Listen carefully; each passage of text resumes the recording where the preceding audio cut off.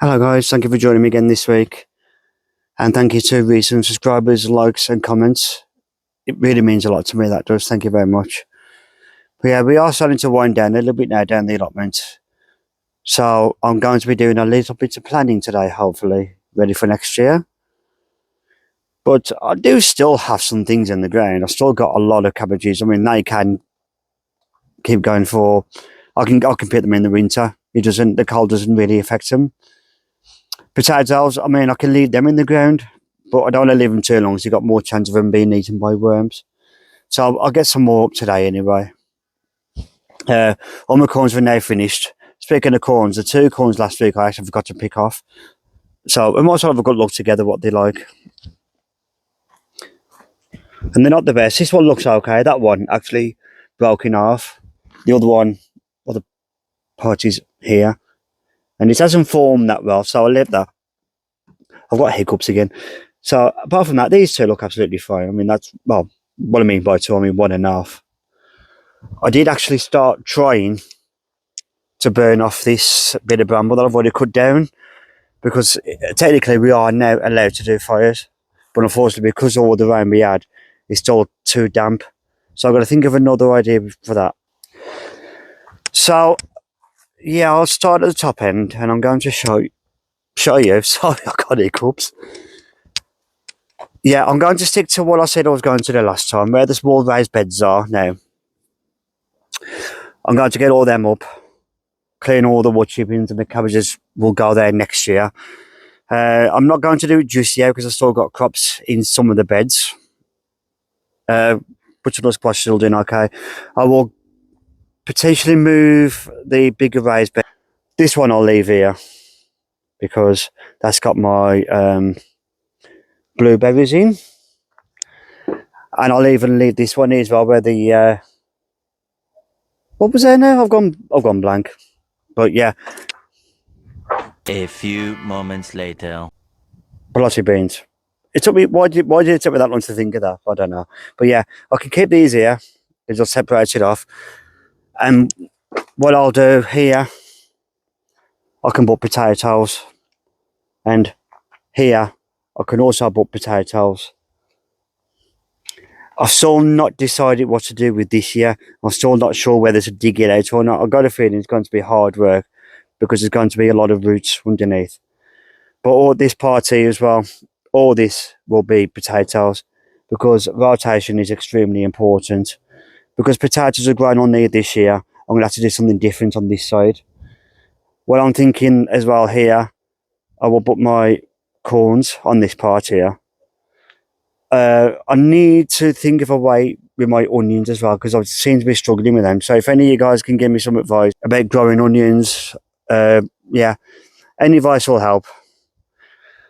And then once this is clear, once the bramble's cleaned off, I'll put me smaller raised beds in, potentially the bigger ones, which I can use for like my lettuces, maybe call it, get my words out, shall I? Radishes, stuff like that. That can all go here. The French beans, which is on here, can go here. Next to it will more than likely be my peas. But to leave some room for stuff for going next year, something different. Someone's already recommended some kind of spinach, so I'll look into doing that. Sorry guys, the sun's in the camera. But I'm still definitely going to buy a bigger greenhouse as well. I've still not decided what size yet. But like I keep saying, I've got plenty of time for that.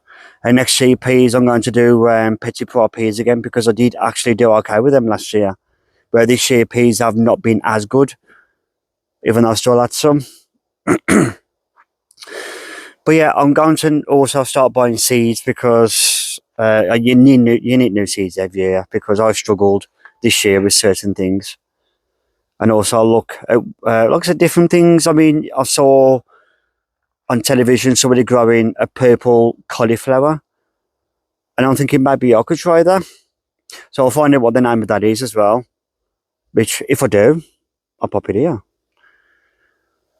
But what is there certain things I could do better?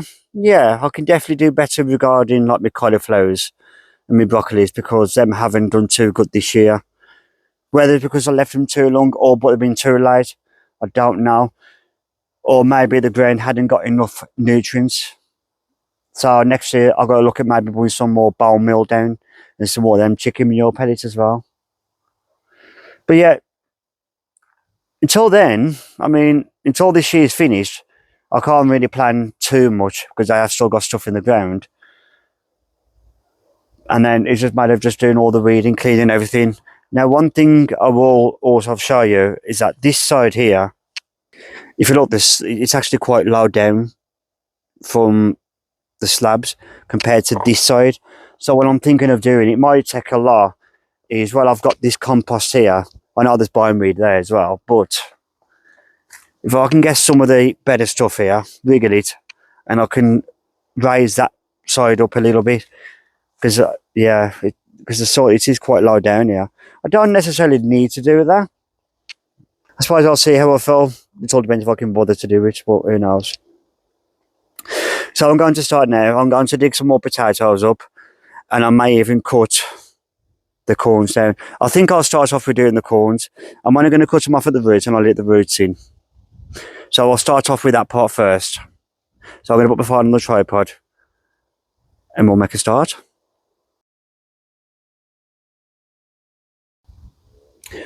Now, why is it important to rotate crops?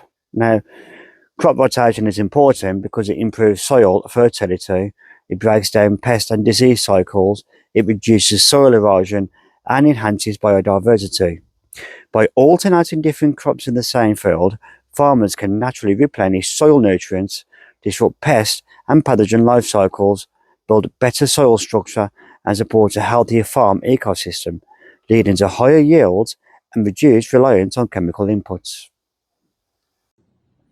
One thing I wanted to show you, I mentioned when I fixed my door back on that the shed itself was slanted. I actually want to show you how slanted it is. I did not realise how bad it was. So the camera probably will not do it any justice. You can tell it is leaning on the one side, so I'll just show you. I'm going to get my spirit level out, put that on the top. Now if you look at that, that is well out. I think it's that bottom one. I've got to look at it, I'm not sure. Or is it that top one? No, it's the top one. So now I'm going to straighten it up now. Now if you look, is that straight now? Not quite. Okay, so now if you look, that is what it's supposed to look like if it's straight. So that shows you, whoever bit this up, it's definitely not put it up straight, but it still does the job. It was what I needed to do.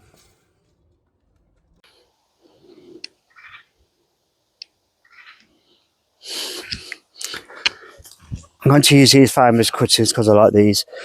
It's a fairly easy process really. Cut it down as low as I can.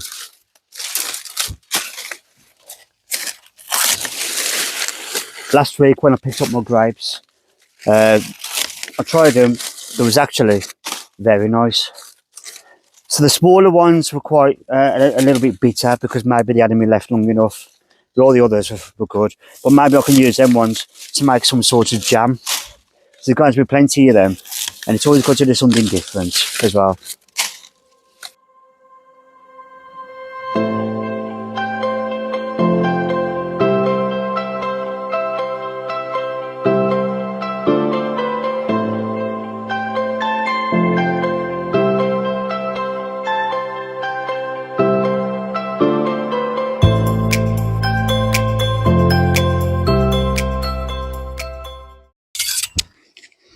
And there you go.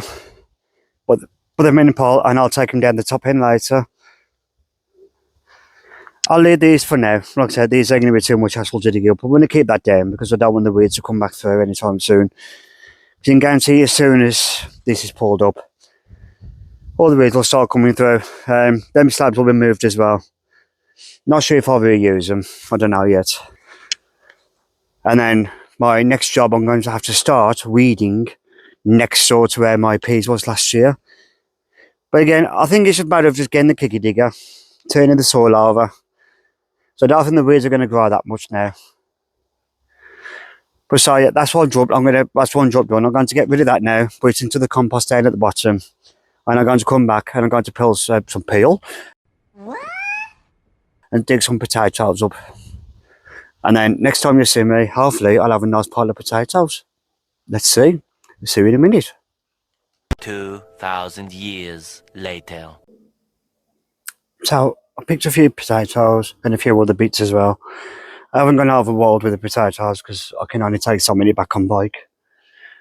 But that'll be fine. I can just keep coming back, picking a few, taking a few back. And I don't know, potato. There's a red one there, believe it or not. But it looks alright though. But yeah, there's some nice sized potatoes again there. And then ones are picked from the end, 2 rows, and I've got a few from this row here as well. There's not much difference in the size. So I think once they start dying off, I don't think potatoes will grow even more. But that's okay, as long as you get some decent ones like that. I've got a few more tomatoes, cherry tomatoes, and the orange ones now. Somebody recommended something, because it's something that I never think about doing with tomatoes, because I had a lot of tomatoes, and that is making tomato puree paste kind of thing. So that's what I did. I bought some tomatoes in a blender and I made me some barbecue chicken pasta with a little bit of chilli. I'll put a picture here so you can have a look. And it was nice because it was fresh tomatoes. And it's really nice. So yeah, good recommendation there. Something I never think about doing with tomatoes. Then I am going to grab a carry bag, so I'm going to go over to Communal Park now. I'm going to pull some apples. And I also want to check the pear tree, because there was a pear tree on there. I want to see if there's any pears on it. So yeah, I'll go over now to the Communal. And then I will join back with you in a second. So I'm on the Communal now, just looking at the apple trees. The apples you see are not actually as big as what they normally would be, so let's pick a few. There's some at the top there, so just here. What are them like? Yeah, them are fine. So I'll pick that one off, chuck it in the bag here. There should be another one there as well. The decent size one there. I don't want to pick the small one. That's okay. That one's okay. Oh, that one as well. I'm not going to pick too many, but nobody seems to be having these. There's only really me that picks them, so it's a shame for them to go to waste, really. So that's another decent size one there. I'll put them in the bag. I'm now going to check out that pear tree, because the pear tree was here. I'm just going to see if there's any pears on them this year, and by the looking of it, there is. Oh, oops, I dropped that one, didn't I? Oops, a daisy. Have a look at that. I'll do. Yeah, that looks alright as well. Couple of nice pears there. I don't think there's any more. I think that might be the only ones. That one doesn't look like it's very good. I might bet that one. Yes, I dropped that one on the floor as well. Sorry, guys. There you go. I don't think there's any more on that one. I think that's all there is on there. There you go. I'm kind of wrapped around a lot of bramble. So there's a few apples and pears picked as well. That'll be alright. I'll try them out later. So anyway, for today, I'm going home because I'm tired today. I've had a bit of a bad chest this week, but we still get on with it, don't we? We had to. But anyway, next time I come down, I'm going to maybe make a start on clearing where the small raised beds are. Get some of the ones up that are not being used and leave the others, and just a general tidy up in that area. At least that way, I'm on the way of making it tidy for next year. But yeah, growing season might need to be over, but the fun doesn't end there. There's still lots to do on here to get prepared for next year. But thank you guys for joining me, and I will catch you on the next one. Take care.